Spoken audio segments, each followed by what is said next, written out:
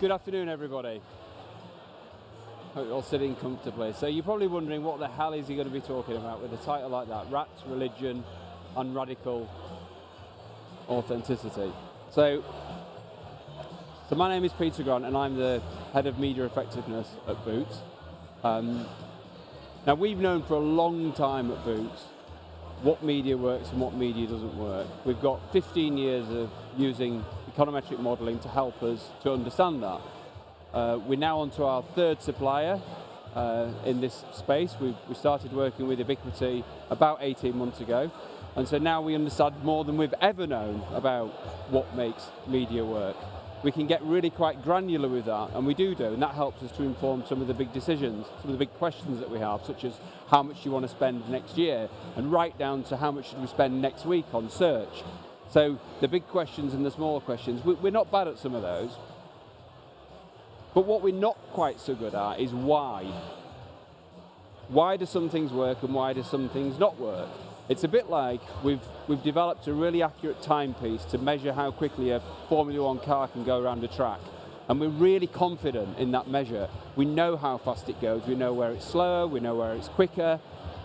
But what we don't have is access to the garage. So we don't really know, if we're being absolutely honest, whether it's down to the wheels or the fuel or the aerodynamics or even the driver. So these why questions is why I'm here today. So I was asked about a year ago by my boss, Ollie, to move away from the what to the why, and I'm a curious type, so I thought, okay, let's have a go at that. Now, Boots spend a lot of money on media, as you can imagine, and if you've read the press in the last few days, you'll know that Boots is doing pretty well. Well, our media's doing really well as well. So last year, despite spending more than we've spent ever before, we improved our return on investment across our entire calendar year by about 15%. That's no mean feat for a mature market, so we're immensely proud of that. And as you've seen in the press, we're delivering some really good year-on-years, both in store and online. So there's a lot of good things going on, and it's a fun place to work. But there are challenges. And this is my nod to the attention bit, because this talk today isn't necessarily about how we're using attention metrics. I'll get onto that. But it is important because, as you heard from the last speaker, gaining the attention of an audience is becoming increasingly difficult in a fractured marketplace. It's also really difficult to get the attention of your employees to get them to focus on the right things. And that's arguably more important than anything else. I read a survey the other day, a study the other day, it was a small study, and somebody did a study into the effects of having a mobile phone on the desk versus smoking dope.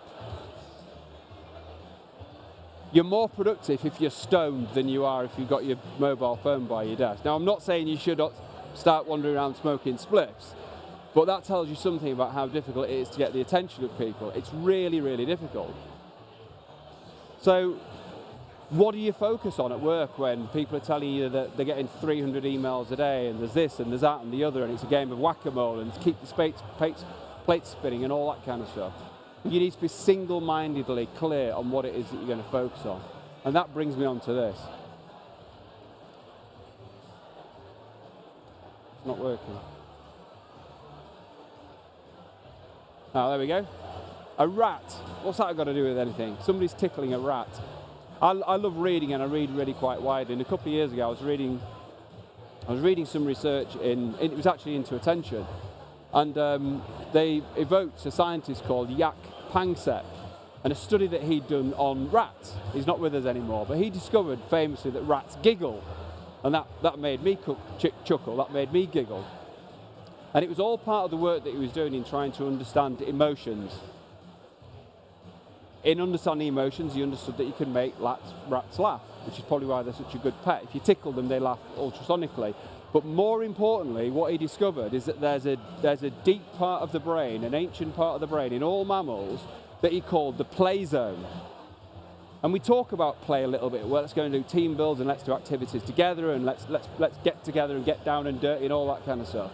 But he'd proven scientifically the value of play in small mammals. And he proved that it aids cognitive development and emotional development and social development. It's so important to the development of all mammals. It's so important, in fact, that if you keep a juvenile rat away from play, it can't actually reproduce. It's that important, not just to rats, but to people as well. So what's all that about, and what's that got to do with us? Well, this challenge of understanding the why, I didn't know why some media works and some media doesn't work. But like a lot of us, we get lots of emails from suppliers who make claims that they know how it works. And I'm like, well, okay, let's get them all together. Let's try to create an environment where we might be able to learn a little bit about what works and what doesn't work and why. And so I started answering the emails and returning the calls and all that kind of stuff. And I had a plan, and my plan was for the Christmas campaign, which is our biggest campaign of the year, we'll unleash our data on all of these guys and let's see what they can do. So we picked 6 or 7 different suppliers, Lumen were one of them, and we said, all right, okay, here's the data, this is our most important time of the year, come and tell us what you can do. And that was the brief, that was the playground that we created. Here are the players, here's the playground, here are the rules. So we got these guys in a room. So we got all of these guys in a room on April the 20th when all the data had matured, and we said, right, okay, you've got 15 minutes, TED Talk styly. You've got 15 minutes and 5 slides, that's your lot. So you tell us what you've learnt about our Christmas campaign, and it was amazing. It was amazing. There was tension around the room because there's a bit of competition there, but we knew what the rules of the game were, and they embraced it really well. And we got 2 or 3 pages of insights that we would never have had before, and that we've never had before. We've been running econometric modelling on Christmas for years, but we'd never done anything like this.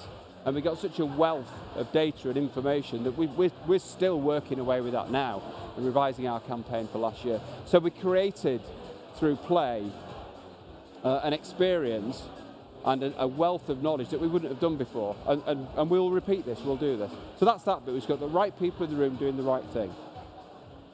But what is the right thing? Where does religion come into this? Well, just bear with me on this one a little bit. So the bit about religion that I think is similar to this is, how do you know, we just heard a talk on attention, how do you know that if what you're looking for is actually going to link to what you're aiming at, which of course for ourselves is sales and profit. We're a commercial organisation. How do you know? Well, you don't know.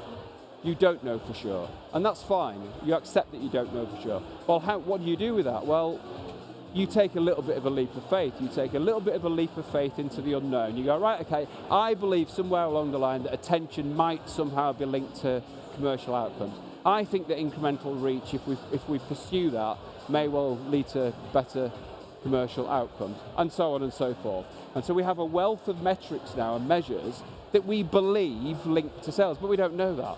So what do you do with that? Well, you don't just take a step into the dark blindly. You frame it with a scientific framework. So you put some rigor into what you're doing, and that's what we've done. So we've pulled all of this stuff together, and it's bounded by, next slide. There you go. This is what we're aiming at. So we have lots of stuff underneath here which pertains to talk to this, but does it? Well, we'll measure that and we'll find out. So we have a number of suppliers who know the rules of the game. We've got some metrics that we've taken a little bit of a leap of faith with, and we're going to measure them relentlessly and rigorously to see which ones ultimately relate to sales. It's a bit like having a jigsaw, what we've created. It's a bit like having a jigsaw and you don't know what the picture on the box is. We've got all the pieces and we're trying to put it together. And we may well find that there are some gaps along the way, but that's fine. We'll revise what we're doing, we'll approach it again. But this bit about taking risks is really important, because in our world, certainly in somewhere like Boots, it's a big company and you're not able to take a huge amount of risk. Well, I used to race, in fact I still do, I race cyclocross bikes. And for any of you that know, cyclocross racing it's a crazy sport. You're racing around parks on what is effectively a road bike with knobbly tyres. And at the start, and it lasts about 40 minutes. Now at the start of the race, there's a mad rush to get to the front. Why is that? Because there's a single path through the track.